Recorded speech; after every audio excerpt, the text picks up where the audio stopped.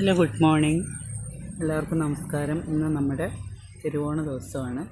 തിരുവോണത്തിൻ്റെ പ്രത്യേകത എല്ലാവർക്കും അറിയാമല്ലോ. ഓണത്തിൻ്റെ മഹാബലി വന്ന് നമ്മുടെ വീടുകളും ഒക്കെ സന്ദർശിക്കുകയൊക്കെ ചെയ്യുമെന്നൊക്കെയാണ് ഐതിഹ്യം പറയുന്നത്.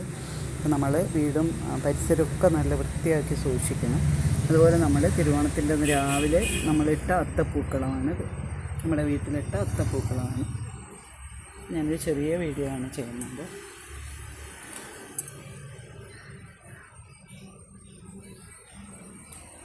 അത്തപ്പൂക്കളം ഇട്ട് ഇനി നമ്മൾ സദ്യ, അങ്ങനെ പായസം, പ്രഥമനെല്ലാം നമ്മളുണ്ടാക്കും. നമ്മുടെ എല്ലാവരും അംഗങ്ങളും ഇവിടെ എത്തിയിട്ടുണ്ട്.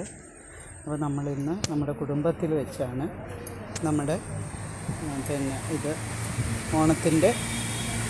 തിരുവോണത്തിൻ്റെ ആഹാരമൊക്കെ നമ്മുടെ കുടുംബത്തിൽ വെച്ചാണ്. നമ്മൾ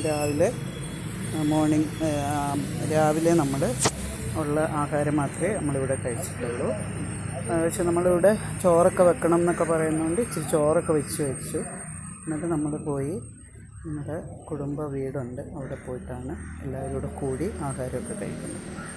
അപ്പോൾ ഞാൻ ഓണത്തിൻ്റെ സദ്യയുടെ എല്ലാം കൂടി ഒരു വീഡിയോ ഇടുന്നതാണ്. അപ്പോൾ എല്ലാവർക്കും നല്ല ഒരു തിരുവോണ ആശംസകൾ. എല്ലാവർക്കും നന്ദി.